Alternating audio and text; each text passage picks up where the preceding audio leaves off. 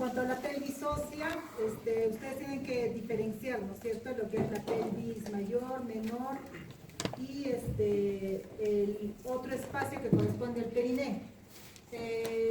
La pelvis, como ustedes recordarán, o la cavidad pélvica, cuando hablamos ya de estructuras tanto óseas como partes blandas, la cavidad pélvica es una continuación de la cavidad abdominal, ¿no es cierto? Por tanto, en realidad se debe decir cavidad abdominopélvica, porque no hay una línea de separación así estricta entre lo que es abdomen y pelvis.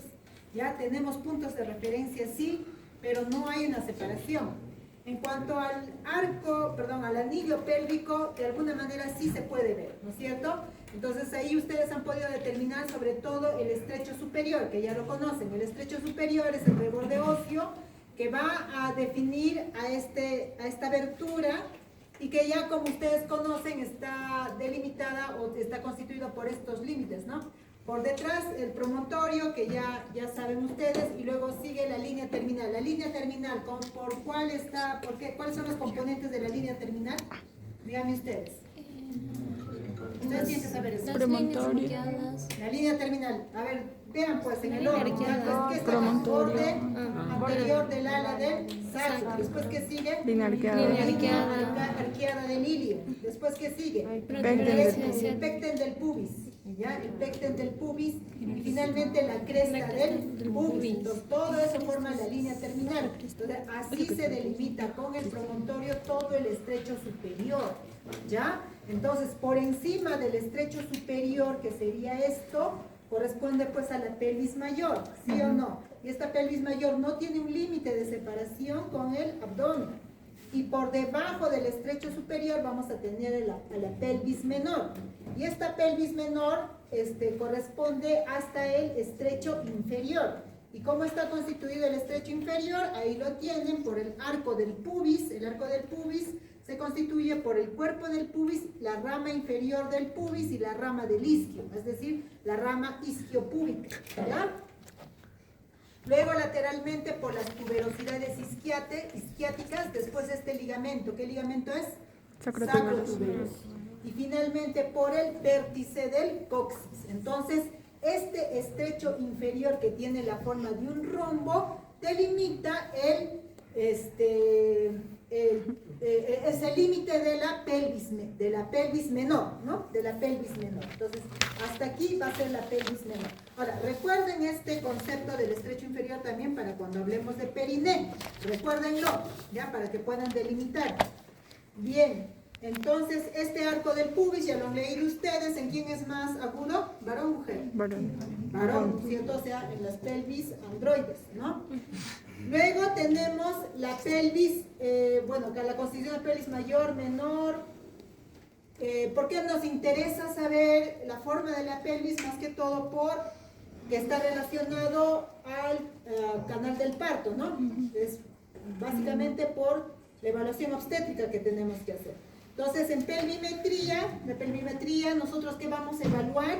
El estrecho superior, la cavidad pélvica y el estrecho inferior, ¿ya? Eso es lo que vamos a evaluar. Entonces, básicamente, esa evaluación de la pelvimetría se hace de dos formas. Clínicamente, es decir, por el tacto vaginal, que ustedes lo van a hacer sobre todo en el momento del parto, del trabajo de parto, y también de forma radiológica, rayos X, tomografía, resonancia, ¿ya? Como ustedes entenderán, la radiografía y la tomografía es peligroso, ¿no? Por la radiación. En cambio, la resonancia magnética es mucho más segura. Pero cuando nosotros hacemos una pelvimetría, así como indicación, cuando nosotros tenemos alta sospecha de una pelvis estrecha o una desproporción cefalopélvica para decidir si va a cesárea o no. Pero ¿ustedes creen que hay resonancia magnético así disponible para todas las mujeres? No, ¿no es cierto? Imposible, pues son casos muy... Acá no lo hacemos, ¿no?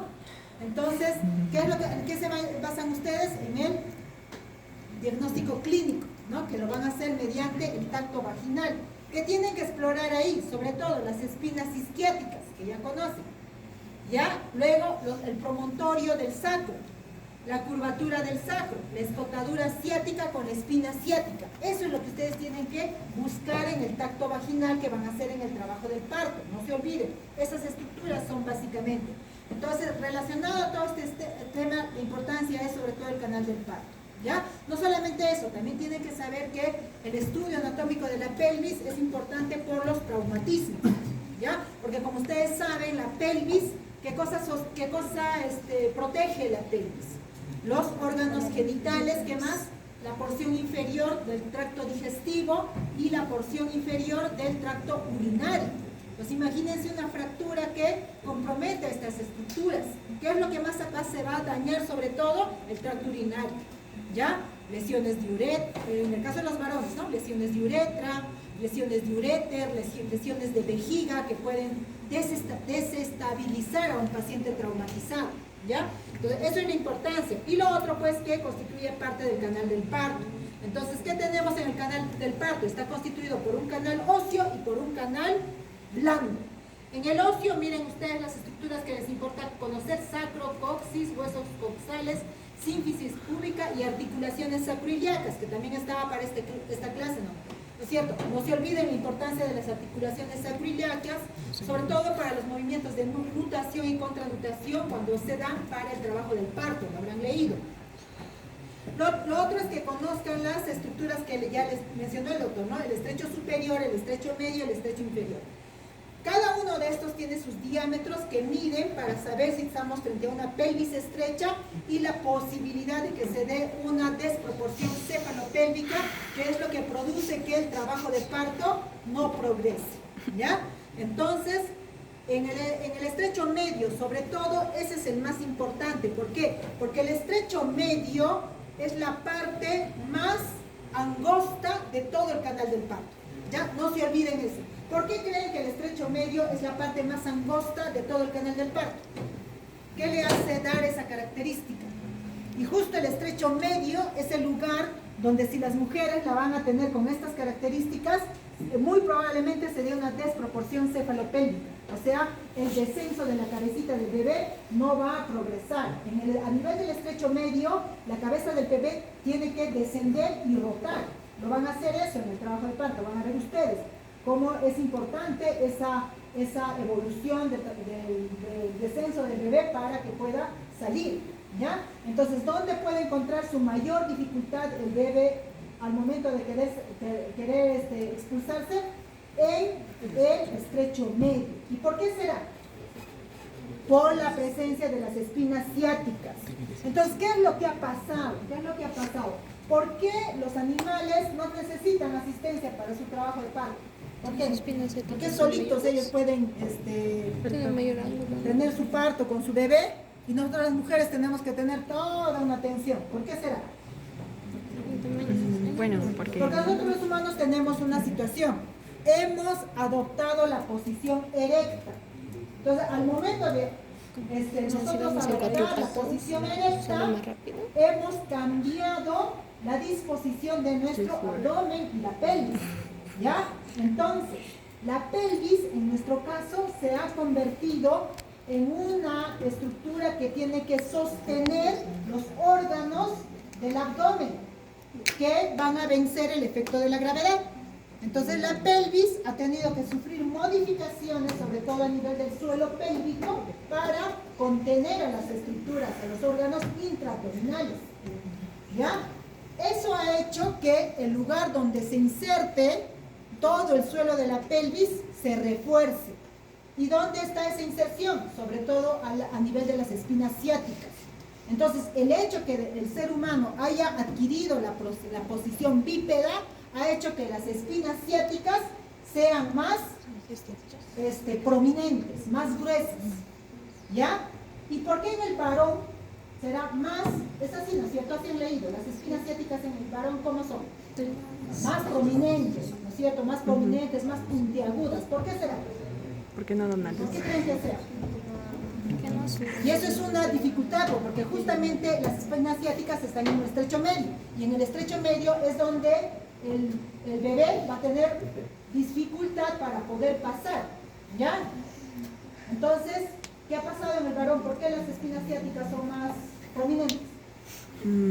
Porque además va a tener una función que va a prestar inserción a los músculos del perineo, que tienen que ver con ¿qué? Tiene que ver esto con función sexual. La erección. ¿Ya? Va a ser el punto de apoyo para la erección del pene. ¿Ya? Entonces tiene un fin también reproductivo. Entonces eso es lo que ha pasado. ¿Ya? Entonces, ¿las mujeres necesitamos tener eso? No. Y además que tenemos que desarrollar ahí al bebé, entonces sería una obstrucción para nosotros tener, y es en realidad, ¿no? Es una causa de pelvis estrecha cuando nosotros tenemos un desarrollo de más a nivel del estrecho medio, ¿ya? Entonces, diámetros creo que ya lo han repasado, han leído, me han dicho que Tatariel dice 12.5, Moore dice 12, Rubier dice 10, y así están que se pelean, ¿no? Ya, bueno, ustedes tendrán sus valores que ya lo han repasado con el doctor, ahí también en la imagen les estoy poniendo cada uno de los diámetros, pero lo importante, por favor, al menos cuando yo les tomaba examen y me ponían ahí, sí, no les aceptaba por nada, lo importante que tienen que saber es, pues, cuánto no es normal. Ya, por lo menos eso sí quiero que me sepan. Porque, por ejemplo, si me ponen que el conjugado anatómico, que es el diámetro antero-posterior, ¿no es cierto? Que va del pubis al sacro, mide 11, ahí sí mueren ustedes, redonditos. ¿Por qué mueren? Si me ponen, a ver, ¿han leído si el diámetro, el conjugado anatómico puede ser 11? ¿Han leído? No puede dar a luz, si es menor a 11. Sí, No puede dar a luz, si es menor a 11. Si es menor, no puede. No puede. Pero menos de 11 ya, no. menor. No puede. Ya, menos de 11. Si ustedes me ponen ahí 10.5 muertos, no he leído en tal, no. Eso ya es pelvis estrecha. ¿Ya? Un diámetro, un conjugado anatómico, antero-posterior, menor a 11, pelvis estrecha. Ok. ¿Ya? Luego, tenemos el conjugado obstétrico. También ahí habrán visto, ¿no? El tal libro dice tal. Menos de 10, pelvis estrecha. Así que si ustedes me ponen 10, ahí sí, por nada del mundo les aceptamos. ¿Ya? Pelvis estrecha. Están hablando de una pelvis estrecha. ¿Ya? Eso es lo importante que tienen que saber ustedes. Conjugado diagonal. Ya, también ahí tienen todos los valores. Pero menos de 11 tampoco. Menos de 11, pelvis estrecha. ¿Ya? Eso es lo que tienen que saber. Ahora, todos los diámetros en realidad ustedes lo van a poder determinar bien en un estudio radiológico, pero ya les dije, radiología lo van a tener a la mano, ¿ya? ¿Qué tienen que hacer? El tacto vaginal. ¿Cuál es el diámetro más accesible al tacto vaginal? El conjugado diagonal. ¿Ya? Entonces, ¿cómo hacen ustedes? Van a hacer el tacto vaginal, la mano la ponen en esta posición, así, y ingresan en el momento del trabajo de parto, ingresan y tienen que tratar de tocar el promontorio con el tercer dedo de la mano. Porque es más largo. ¿Ya? Tocan el promontorio Mi mano es muy grande. y marcan en qué parte, ahí roza con el borde inferior de la sínfisis del pubis. Ah, ya. ¿Ya? Acá lo marcan, si quieren con un lapicero, un plumón, lo marcan. Entonces ustedes miden la distancia ¿Cómo le? que se ha señalado sobre su dedo, su segundo dedo de la mano. ¿Ya? A eso le aumentan la longitud de la diferencia con su tercer dedo, que eso ustedes tienen que medir. Y así van a tener el valor del diámetro del conjugado diagonal. ¿Ya? ¿Cuánto tiene que ser ese valor? Más de 11. ¿Ya? Más de 11 tiene que ser. Menos de 11, ¿qué significa? Pelvis estrecha. ¿Ya? Así es, ya, pelvis estrecha. Si ustedes con facilidad llegan a tocar el promontorio, lo más probable es que es una pelvis estrecha. ¿Ya? Pero con dificultad buscan, ingresan hasta adentro, entonces ahí sí tienen que hacer la medición. ¿Ya? Ahora, para que sepan el conjugado obstétrico, que es el que más le va a definir pelvis estrecha, le restan 1.5 y ese es el valor.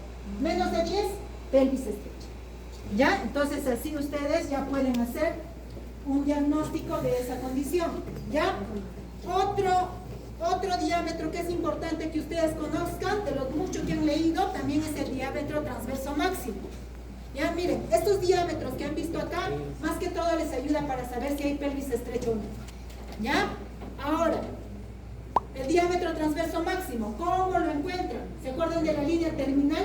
Eso ya en una radiografía lo van a ver. ya eso no lo hacen por clínica. Ya, en la radiografía buscan la línea terminal. Los puntos más alejados de la línea terminal los encuentran, ese es el diámetro transverso. ¿Ya? Este diámetro transverso también ustedes habrán leído bastante literatura, no sé cuánto habrán encontrado. ¿Ya? Lo importante es que sea 13.5. Más de 12.5, perdón, menos de 12.5. ¿Qué? ¿Ya? Más de 12.5, ¿qué cosa es? Pelvis platipeloide o pelvis androide. ¿Y esto? Ya, eso es lo que tienen que saber. Es más angustia. Ya, pónganle los valores que ustedes tienen, tengan. Ya, pero si es un diámetro que mide de más de 12.5, están ustedes ante la posibilidad de una pelvis platipeloide o una pelvis androide. Ahora, ¿Ya? ¿quién le busca eso? Los demás diámetros, como les digo, es que ayudan para evaluar, pero esos son los básicos. ¿Ya? Variar segundo. El otro es el estrecho inferior. Ya estamos. Todo lo que han visto es el estrecho superior. El estrecho inferior, ¿para qué les sirve medir? ¿Para qué? Sobre todo para el periodo expulsivo, cuando la cabecita del bebé ya ha coronado, o sea, está muy cerca, ya lo pueden ver ustedes en la vulva, cuando ya se ha distendido totalmente y ahí ven la cabecita del bebé, ahí es que ya está pasando el estrecho inferior. Entonces, si ustedes ven un bebé que está queriendo salir y luego otra vez como que asciende y no progresa el expulsivo, sospechen una pelvis estrecha por alteración en el diámetro, perdón, en el estrecho inferior. ¿Ya? En el estrecho inferior. Ahí también otra vez hablamos de pelvis estrecha. ¿Ya? Entonces, ¿cuánto tienen que valer estos diámetros y cuáles son los que más les sirven? El diámetro que más sirve sobre todo es el biisquiático. Ese es el que más les sirve. ¿Ya? Ustedes van a tener a la paciente en posición genupectoral. ¿Qué es la posición genupectoral? Es la posición en la cual la paciente está echada con las piernas, las rodillas flexionadas, ¿ya? Las rodillas flexionadas y abiertas las piernas.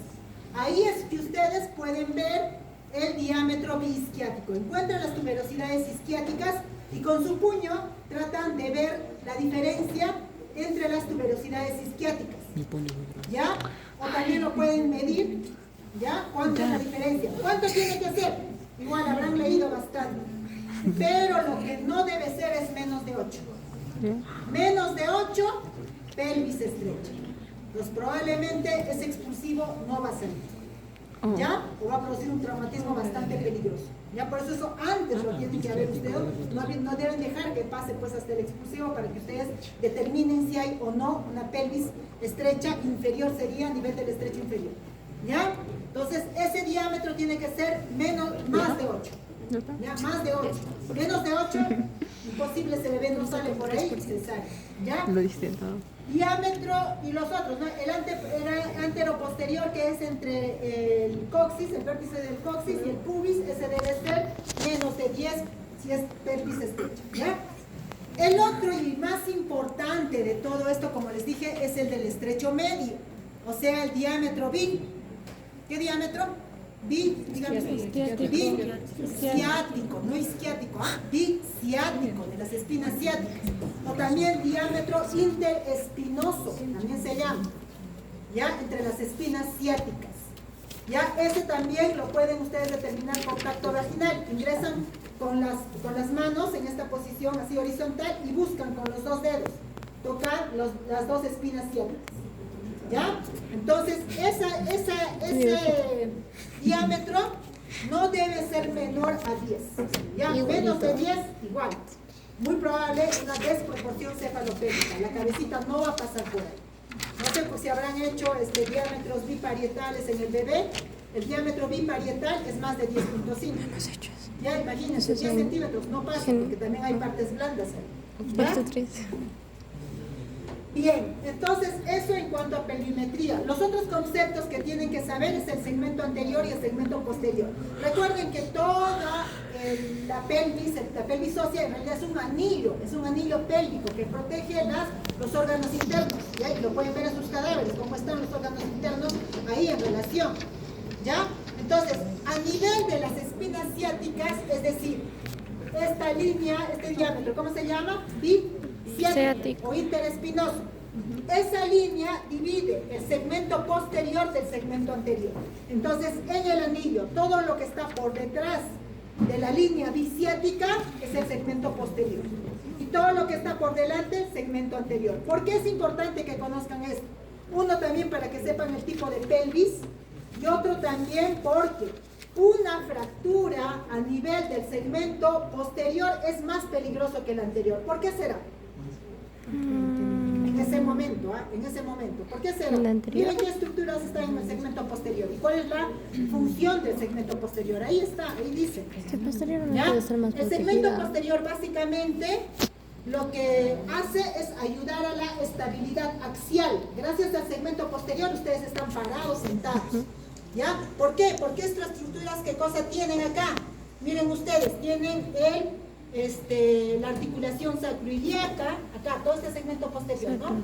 Tienen la articulación sacroiliaca, tienen los alerones del sacro. Entonces una fractura acá les va pues a alterar la bipedestación, ¿sí o no? No va a poder pararse, ¿ya? Ahora, si la fractura está a nivel del segmento anterior, ahí no hay mucho problema, ¿ya? A no ser que haya una fractura de la ramia isquiopúbica bilateral, ahí sí, puede moverse el anillo óseo y lesionar las estructuras internas, sobre todo la vejiga o los uréteres, ¿ya? Entonces, eso también son conceptos que tienen que conocer. Vamos a hablar rápidamente de periné, ¿ya? Sí. Para que puedan... Pero si te cargo encima y se rompe. Reconocer sus estructuras. Miren, en cuanto al periné, ¿qué es el periné? ¿Saben ustedes? Ahí dice además, ¿no? Es un compartimiento que está limitado por el estrecho inferior. ¿Se acuerdan que les dije del estrecho inferior? El estrecho inferior también era el límite inferior de la pelvis, ¿sí o no? Es igual. Pareciera igual, pero recuerden que en la pelvis menor van a encontrar esta estructura. ¿Qué es esto? ¿Qué es esto? El diafragma pélvico o suelo de la pelvis, ¿ya? Ese es el límite en realidad de la pelvis menor, ¿ya? Lo que pasa que este diafragma pélvico llega hasta el estrecho inferior, hasta ahí llega, porque tiene la forma de una tienda de campaña. Entonces llega hasta el estrecho inferior. Entonces, como pueden ver, se sobrepone tanto la pelvis con el periné en la parte media del estrecho inferior. Se sobrepone, ¿ya? Entonces, el periné es esa área delimitada por el estrecho inferior, pero que va a llegar hasta el diafragma pélvico, es decir, este espacio, acá, estas partes laterales, más las partes blandas que están protegiendo o están tapando el estrecho inferior, eso es el periné, ¿ya? Entonces, el periné va a tener como límites al estrecho inferior. Y para ver el periné, como les dije, tienen que poner al paciente en posición genupectoral. Entonces, acá pueden ver el estrecho inferior, que tiene la forma de un rombo, como les dije. Van a trazar la línea o el diámetro biisquiático. O, ¿cómo se llama? Ese diámetro, ¿cuál es otro nombre? Biisquiático, ¿qué más? Isquiático. Bituberoso también, ¿no es cierto? Entre las dos tuberosidades isquiáticas. Entonces ustedes trazan esa línea, ese diámetro, y lo que está por delante es el triángulo urogenital. Lo que está por detrás es el triángulo anal, ¿no es cierto? El triángulo anal. Entonces, el triángulo urogenital y el triángulo anal, como pueden ver, gracias a que arriba está el diafragma pélvico. Ese diafragma pélvico tiene la forma de una tienda de campaña. Entonces, ese diafragma pélvico va a ser el techo del periné. Y el suelo del periné van a ser los que están formando la superficie perineal, cubriendo todo el estrecho inferior. ¿Ya? Entonces, miren acá cómo el triángulo urogenital con el triángulo anal van a confluir así, hacia el centro. Van a confluir, ¿ya? Y van a tener esta disposición, ¿ya? Entonces, el triángulo urogenital, que es ya va a ser diferente al triángulo anal. en su disposición. ¿Por qué? Porque el triángulo urogenital tiene la presencia de esa membrana. ¿Cómo se llama esa membrana? Chicos, ¿cómo se llama esa membrana? Aponeurosis. Membrana perineal. ¿Para qué sirve esa membrana? Delimita el suelo. Es una membrana que sí refuerza ese tejido, toda la superficie perineal, y sirve para el paso de las aperturas, en el caso de la mujer, urogenital, y en el caso del varón, uretra. Ya, por acá va a pasar la uretra en el varón, y en el caso de la mujer, atrás va a estar el conducto vaginal, el orificio de la vagina. ¿Ya? Entonces vean cómo esta membrana perineal solo está en el triángulo urogenital. En la parte posterior, en el triángulo anal, no está. Porque ahí, ¿qué cosa vamos a encontrar? Las fosas isquioanales, que habían visto acá. Miren, estas son las fosas isquioanales. En esta parte posterior, acá, miren, esto. Esas son las fosas isquioanales. Entonces, esas fosas isquioanales están en el triángulo anal. Entonces, ese corte que ahí está representando al triángulo anal, no al urogenital. ¿Ya? Entonces, acá van a ver que va a haber una disposición por planos, sobre todo a nivel del triángulo urogenital. Entonces, acá nos ubicamos, ¿ah? Chicos, vean acá. Y eso es lo que tienen que reconocer ahora en vuestro cadáver. Miren, esta es la membrana perineal. ¿Ya? Esa membrana es la que nos va a dejar pasar a los orificios uretrales, va a encontrar los orificios uretrales y el orificio genital en la mujer. ¿Ya? Entonces, miren, lo que está por encima, esta es la piel, ¿no es cierto? Lo que está por encima será el espacio perineal profundo o superficial. ¿Qué será? ¿Qué dicen ustedes? No me están escuchando, ¿no? Ahorita acá abajo, porque la vista no me está escuchando. Para nada. ¿Es el espacio perineal superficial o profundo? ¿Qué dicen? ¿Cómo? Profundo, pues, porque la piel está acá abajo. ¿Sí o no? ¿Ya? Entonces, lo que está por encima de la membrana perineal es el espacio perineal profundo. ¿Ya? Y acá arriba, ese es el diafragma pélvico. ¿Quién constituye el diafragma pélvico? El músculo elevador El del ano. músculo elevador del ano. Entonces, lo que están viendo ahí es el elevador del ano. ¿Ya?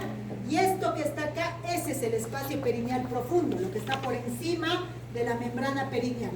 Y lo que está por debajo de la membrana perineal, ahí va a ser el espacio perineal. ¿Qué espacio perineal será? ¿Qué es lo que pasa? Superficial. Espacio perineal superficial. ¿Ya? Entonces, vamos a ver por planos. ¿Ya? Desde la superficie a la profundidad. ¿Qué tenemos primero? Piel. Después de la piel, ¿qué sigue? Tejido celular subcutáneo. Después de eso, ¿qué sigue? Este engrosamiento del tejido celular, que corresponde a la fascia de Coles. ¿Alguien se acuerda de la fascia de Coles? Tenía que ver con la fascia del miembro inferior. Fascia lata, ¿qué otras fascias conocen? Fascia de escarpa. Solo sabía escarpa. ¿Se acuerdan? Yo de fascia lata, yo me acuerdo. Solo me acuerdo fascia lata. Ay, chicos, esta fascia de Coles va a ser una continuación de la fascia de escarpa. Así no sabía. Ya, del miembro inferior. Esta es la fascia de Coles. Luego de la fascia de Coles, ¿qué sigue? Esto. ¿Qué es esto? Otra bolsa subcutánea, así se llama, tejido celular subcutáneo. Bolsa subcutánea del periné. Después, ¿con quién nos encontramos? ¿Con quién nos encontramos después? Con la fascia del periné, esta. Esa fascia del periné se conoce como la fascia de Gallaudet. La fascia del periné, la fascia de Gallaudet. ¿Para qué sirve esa fascia? Para revestir a los músculos que van a estar en ese espacio. ¿Qué se llama ese espacio? Espacio perineal superficial. Por tanto, esos músculos, ¿qué serán? Músculos del espacio perineal superficial. ¿Ya? Entonces, estos son los músculos del espacio perineal superficial. ¿Qué sigue? La membrana perineal. Luego, ¿qué sigue? Los músculos del espacio perineal Profundo. Los músculos del espacio perineal profundo. Luego, ¿qué tenemos? Esta fascia que está revistiendo al diafragma pélvico por abajo. Wow. ¿Ya? Entonces, esta fascia va a ser la fascia endopélvica, que se va a dividir en una superficial y en una profunda que reviste al músculo elevador del labio. ¿Ya? Y en la parte posterior, en el triángulo posterior o anal, vamos a tener a las fosas isquioanales. ¿Ya? Entonces, esos son los planos que ustedes tienen que conocer. Entonces, lo que más les interesa ahora a ustedes, y que tienen que ver en sus muestras, es los músculos del perineo.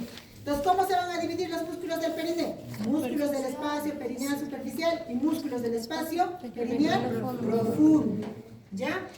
En el triángulo anal es esto, por si acaso, porque en el triángulo urogenital, porque en el triángulo anal no hay membrana perineal, ¿cierto? ¿Estamos de acuerdo? ¿Estamos de acuerdo o no estamos de acuerdo? Sí, ya estarán los chicos. Ya, entonces, los músculos del triángulo anal, del espacio perineal superficial, ¿cuáles van a ser? 3 básicamente. ¿Ya? Miren acá, esta es la membrana perineal, esa lámina blanca que ven ahí, es la membrana perineal. Entonces, si yo retiro esta membrana, acá tendré a los músculos del espacio perineal profundo, ¿ya? Y los que están por debajo, estos van a ser los superficiales. Entonces, el primer músculo que tienen que encontrar es el músculo isquiocavernoso, este de acá. ¿Ya? Las inserciones las tienen que saber ustedes. ¿Ya? Lo que sí deben saber, miren la relación con la rama isquiopúbica. ¿Ya? El otro músculo es el transverso superficial del perineo. Miren cómo está adosado al borde posterior de la membrana perineal. Así lo van a reconocer. Miren, este es el músculo transverso superficial. Y este otro músculo, ¿cuál es? El músculo bulbo esponjoso. ¿Ya? Que está alrededor de la vulva, ¿ya? En el caso de la mujer. Claro. Entonces, este es el músculo bulbo esponjoso. Entonces, 3 músculos, ¿ah? Músculo isquiocavernoso, músculo transversal superficial y músculo bulbo esponjoso. ¿Ya? Entonces, estos, los músculos del espacio perineal superficial. Ahora, esta es la membrana perineal, miren, así es. Lo que están viendo son los músculos del espacio perineal profundo. Esto de acá, ¿ya? Esto es del profundo. Entonces vean la relación, miren, alrededor del orificio para la uretra van a encontrar a este esfínter, que es el esfínter externo de la uretra. Luego van a encontrar este otro músculo, que es el compresor de la uretra, en el caso de la mujer, ¿ya? Compresor de la uretra. Luego van a encontrar este otro músculo que rodea tanto al orificio de la uretra como al orificio vaginal. Por eso se conoce a este músculo como el músculo esfínter uretrovaginal. Todo es uretrovaginal. ¿Ya? Y el último va a ser este músculo. El músculo, si está por encima de la membrana perineal, miren cómo está también en relación al borde posterior de la membrana. Será el músculo transverso perineal profundo, que está por encima de la membrana perineal. Abajo, a ese mismo nivel, estaba el músculo transverso superficial del perineo. ¿Ven qué fácil? No es difícil, ¿no? Entonces, en el caso del varón, ahí está. ¿Pueden reconocer a los músculos del espacio perineal superficial? Sí, ¿cierto? ¿Qué músculo será esto? Isquiocavernoso, igual que la mujer. Está en relación a las ramas isquiopúbicas. Claro. En la parte posterior, transverso superficial del perineo. Qué fácil. Y acá, en esta parte, ¿qué será? Ese es el bulbo. Y no me han hecho ver que estaba viendo una mujer, varón, ¿no? Músculo isquiocavernoso, transverso superficial, bulbo esponjoso. ¿Ya? Quitamos esta membranita y por encima nos encontramos solo estos 2 músculos en el espacio perineal profundo. ¿Cuál es? Transverso, perineal profundo y el esfínter externo de la uretra. ¿Ya? Como siempre los varones son más fáciles, ¿no?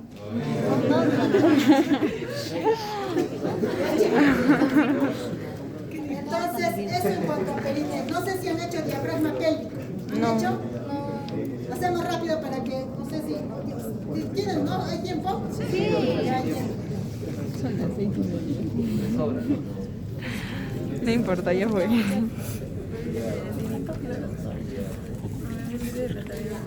Nosotros.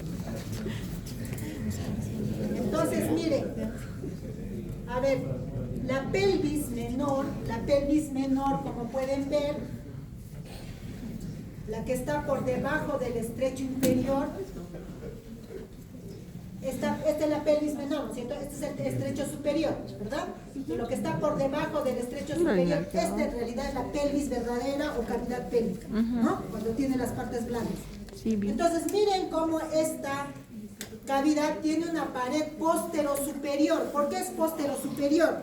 Porque el sacro va a tener esta disposición curva, ¿ya? Entonces, ese sacro queda como mirando por arriba y posterior a la pelvis. Por eso es que el sacro va a formar como una especie de techo y también pared posterior, ¿ya? Por eso es pared postero-superior, ¿ya? Ahí está el sacro. A los lados van a encontrar al estrecho medio, a los lados. Esos estrechos medios van a formar las paredes laterales. Y recuerden que en la pelvis androide, el estrecho medio que forman las paredes laterales van a converger, no van a ser rectas. En la pelvis ginecoide, ¿cómo es el estrecho medio? Las paredes laterales son rectilíneas, ¿ya? En cambio en la androide son convergentes, ¿ya? Entonces, estas van a ser las paredes laterales, ¿ya?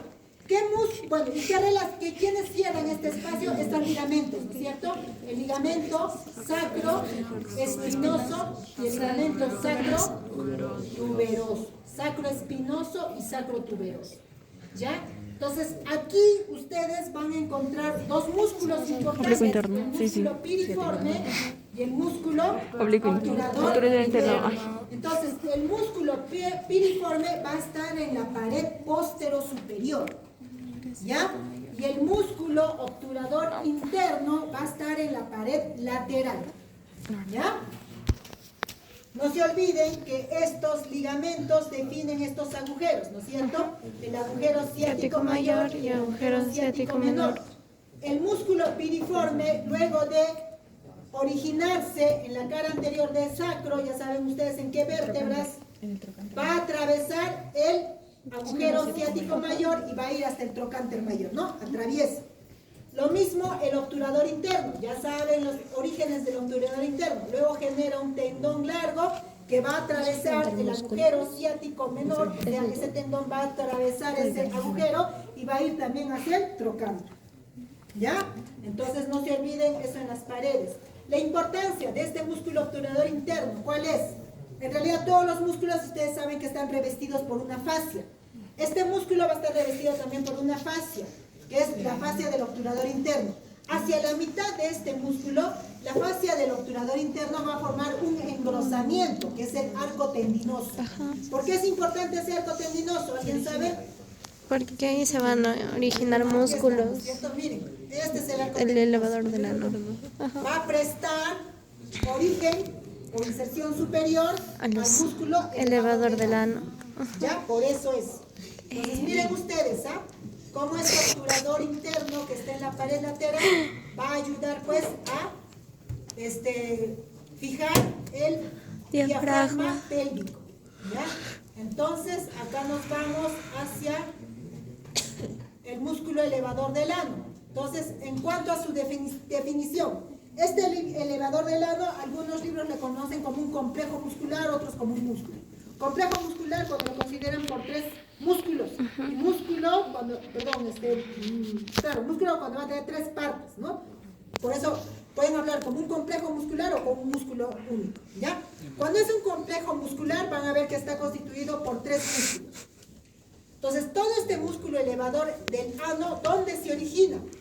En el arco tendinoso. En el pubis, en la cara posterior del pubis. En el arco tendinoso. En la espina ciática, en todo eso, ¿ya? Y desde ahí las fibras convergen y van a formar este hiato, acá, acá, ¿ya? Y ese hiato va a dejar pasar, pues, a la uretra, a la vagina y al recto. En el caso de la mujer, ¿no? Acá pueden ver también la disposición del músculo elevador. Miren cómo acá está el hiato que van van a formar estos músculos Y se y unen. por debajo van a encontrar a la membrana Perineal. Y este será pues el espacio perineal Profundo. Acá abajo estará el espacio perineal Superficial. Entonces toda esta parte ya corresponde al perineo. Y acá la pelvis menor. Sí se ubican, ¿no es cierto? Sí. Entonces, el pubo rectal, ¿dónde se origina? ¿El cuál? Acá, ¿no es cierto? Cara posterior del pubis, o sínfisis púbica si quieren. No, pubis, ¿no? Del pubis. Luego va a ir hacia posterior Ay, y se va va a a unir. dar al recto, al conducto rectal, anorrectal, Esfínter. este ángulo, que se llame el ángulo anorrectal. Anorrectal. ¿Para qué sirve ese ángulo anorrectal? Ayuda pues en la contención de las heces, ¿sí o no? Ah, Si no cierto. fuera por ese musculito tendríamos grandes problemas. ¿sí? Porque después se pone liso y pasa. Ya, ayuda a eso, ya, este ángulo. Luego tenemos al pubo coxigio, hacia atrás, pubo coxigio. ¿Ya? ¿Dónde se origina? Igual, en el cuerpo del pubis, luego discurre en sentido posterior para insertarse en la línea media y llegar por detrás hacia el coxis, hasta acá. ¿Ya? Acá va a reforzarse y se va a formar un ligamento, que es el ligamento ano-coxigio. ¿Ya? Que va del ano, del conducto anal, Al coxis. Entonces, ese es el siguiente músculo. Luego tenemos al músculo iliocoxigio. ¿Ya? ¿Cuál es el músculo iliocoxigio? Ese, ¿cierto? ¿Dónde se origina? En el arco tendinoso. Muy bien. Se origina en el arco tendinoso, este músculo, y por tanto está pasando pues por encima del obturador interno, pero en la parte media, nada más, media inferior. Luego se une al músculo del lado contrario en la línea media y va a ayudar a formar el ligamento o rape ano-coxigio. ¿Ya? Entonces aquí tienen a los tres músculos: pubo, rectal, Ajá. pubo, Coxigio hasta el coxis, y el iliocoxigio. isquio, Isquio. ¿Ya? Entonces los tres componentes No era ilio, del porque el isquio músculo está fuera. elevador del labio. Es ilio. ¿Ya? Es ¿Cuál ilio. es el otro músculo que forma el suelo de la pelvis? El isquiocoxigio. ¿No es cierto? El músculo coxigio o isquio. Sí, es de iliocoxigio. Tiene las mismas inserciones que el ligamento sacro. Coxigio. Coxigio. No. Espinoso. Tiene las mismas inserciones que el ligamento sacroespinoso. Es decir, que si ustedes levantan este musculito, por debajo va a estar el ligamento sacroespinoso. ¿Ya? Entonces, esos son los músculos que tienen que identificar ahora. ¿Ven? Miren acá. Este es el músculo iliocoxigio o coxigio, que está el ligamento sacroespinoso. ¿Se dan cuenta? Son las mismas inserciones. ¿Ya? Entonces, bien, ahora sí pueden pasar a reconocer las partes. ¿Ya?